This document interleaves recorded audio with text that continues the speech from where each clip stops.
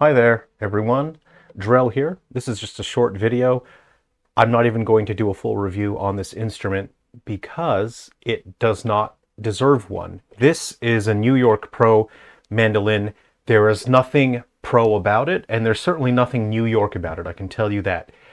This is what should be an entry-level instrument, but it is not acceptable in any way. Nothing about this instrument is acceptable for an entry level.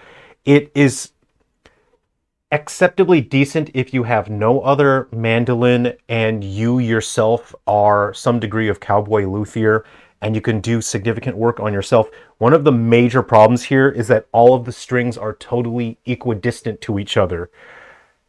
There needs to be separation between the different courses of strings. So you have your G, D, A, and E strings. Those need to have some space in between them. Just by default, this is how this instrument comes. It's a nightmare. They're totally equidistant. It's unplayable. It is absolutely unplayable.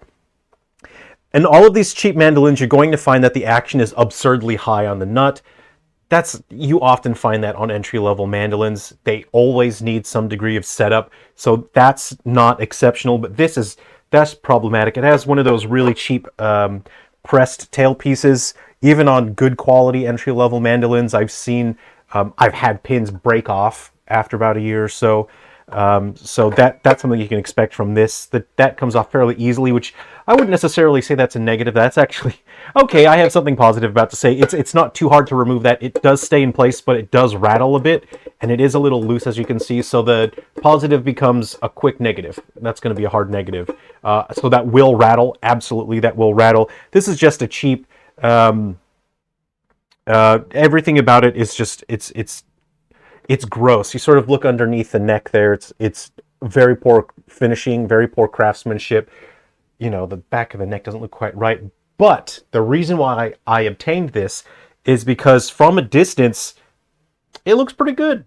Okay, so what I'm actually going to do is I'm going to remove the neck. I'm going to cut that off, and I'm going to put a banjo neck on there. I have a 5-string banjo neck that I have that I'm going to be slapping onto this bad boy. Part of the reason I'm doing that is because I would really like to have a wood-bodied banjo, and I sort of experimented with a really crappy mandolin body, and I got a really crappy neck on there. It only took like an hour out of my morning, like 2 years ago, just as an experiment, and it worked, but I didn't do it very well because I wasn't really trying.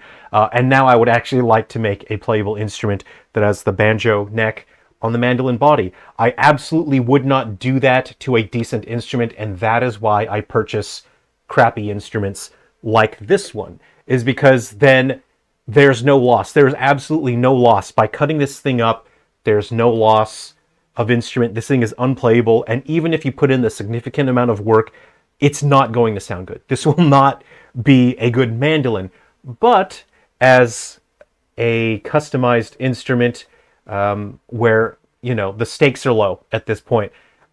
It doesn't matter whether my customized instrument sounds incredible or not. The fact of the matter is that it's just a project that I can make and work on, and that I didn't have to sacrifice a great quality banjo neck and a great quality mandolin. I took the body off a 5-string banjo so I can make my octave banjolin, and so I have a neck sitting around. So I'll be doing that. So I hope, if you're interested in that, I hope you'll look forward to my upcoming videos. I'll share bits and pieces there, and I'll show the end result. And I'll be playing the banjo in my upcoming work. I'm creating a soundtrack for work that's primarily banjos, and I would like to have a wood body banjo in there. I would really like to own a banjola from Gold Tone, but they're very hard to find in Australia, unfortunately.